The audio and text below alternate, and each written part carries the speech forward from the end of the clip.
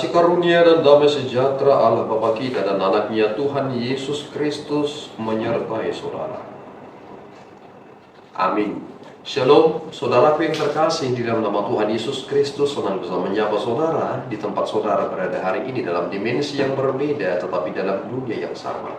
Sebagai insan yang diciptakan untuk Tuhan, sebelum melakukan rangkaian aktivitas kita pada hari ini, marilah kita mengawalinya dengan memuliakan Tuhan lewat pujian kita dan mendengarkan firman Tuhan.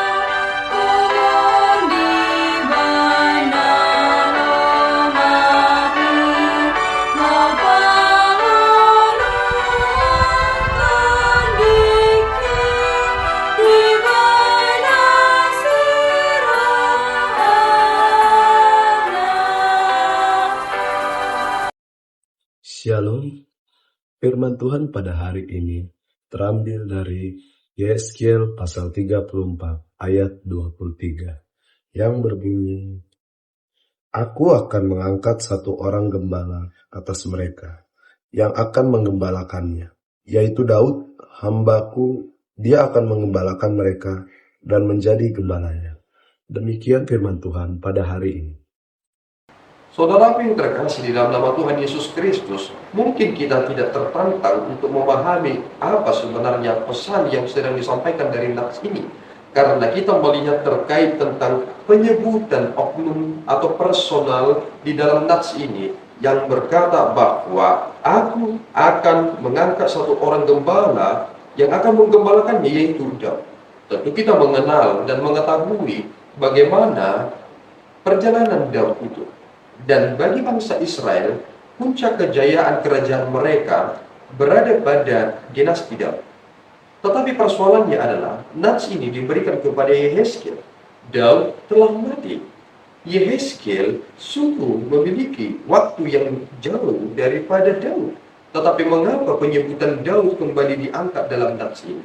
Kemudian kita memikirkan sebuah konsep gembala di sana, bahwa sebenarnya ini menjadi persoalan yang urgent. Mengapa demikian? Karena ternyata gembala yang dimaksud dalam hal ini termasuk raja yang telah diberikan kekuasaan oleh Allah untuk memerintah bangsanya, melakukan pekerjaannya menyimpang dari fungsinya. Saudara harus memikirkan bahwa kita adalah alat Tuhan. Jika kita tidak sesuai pada fungsinya, maka Tuhan juga berhak untuk mencampakkan kita, karena kita tidak sesuai dengan fungsinya. Kita harus sesuai dengan fungsi. Itu mengapa Tuhan menciptakan kita. Sehingga ketika kita bekerja sebagaimana fungsi itu, kita lakukan sebagaimana mestinya, maka tentu kita akan menjadi berkat bagi orang lain. Sosok yang disebut dalam nats ini bukanlah pribadi Daud, tetapi pribadi yang lebih tinggi dari Daud. Sebab dia adalah petunjuk yang terbaik bagi manusia. Dia adalah penasihat ajaib dan dialah juru selamat manusia. Siapa dia? Dia adalah Yesus Kristus dan dialah gembala yang sesungguhnya. Persoalan di saudaraku, banyak orang tidak menyadari dan tidak memahami, bahkan banyak orang yang membantah tentang kepribadian Yesus Kristus. Mengapa Yesus disebut sebagai gembala? Kita mengetahui bagaimana seorang gembala ketika ada ancaman terjadi, maka dia harus menjadi pribadi yang berada di depan, bukan pribadi yang berada di belakang. Gembala yang terjadi di dalam nats ini, mereka berada di belakang menikmati tubuh dan juga bulu dari domba-domba mereka yang bunuh. Tetapi Yesus Kristus, apa yang dia lakukan? Yesus Kristus menghalau kita dari serangan serigala buas, dari binatang yang mengerikan itu. Dan dari prinsip itu kita melihat bahwa sebenarnya ada binatang yang paling mengerikan, dan itu ada di dalam kitab Kejadian, bahwa sebenarnya hal itu disampaikan kepada Adam dan Hawa, keturunanmu kelak akan meremukkan kepala dari si ular ini. Dan itulah yang dilakukan Yesus Kristus. Sebagai gembala, dia berada di depan kita, dan dia memberikan nyawanya, nafasnya, darahnya bagi kita. Bukankah ini menjadi sesuatu hal yang mengagumkan? Barang siapa yang tidak mau digembalakan oleh Yesus Kristus, dia akan menjadi sesat. Dan barang siapa yang menolak Yesus Kristus, dia akan binasa. Sebab kita adalah domba yang gampang tersesat. Kita butuh gembala agung dan butuh penolong yang sejati. Dialah yang terus berada di depan kita, menolong kita dan mengarahkan kita ke jalan yang terbaik. Mari saudaraku, syukuri hal yang telah Tuhan berikan kepada saudara lewat pemberian gembala itu, sehingga kita kini tidak tersesat. Karena Yesus berkata, "Akulah jalan kebenaran dan hidup. Tidak ada yang sampai kepada Bapa kalau tidak melalui aku." Tuhan Yesus memberkati. Kita berdoa. Ya Tuhan, kami bersyukur atas berkat-Mu. Terima kasih Bapa.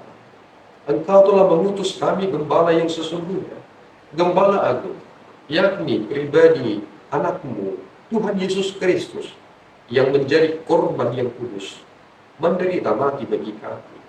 Terpuji Engkau yang telah mengembalikan kami kepada asal kami yang semula, yakni kekudusan.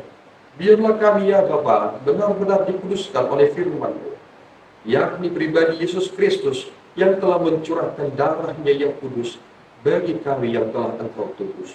Terpuji Engkau Bapa, kami serahkan hidup kami ke dalam tangan-Mu. Biarlah Engkau menuntun kami sehingga kami tiba kepada tempat yang Engkau sediakan. Di dalam Yesus kami telah berdoa dan mengucap syukur. Anugerah Tuhan kita Yesus Kristus, kasih setia Allah Bapa kita, dan persekutuan Roh Kudus menyertai saudara. Amin. Tuhan Yesus memberkati.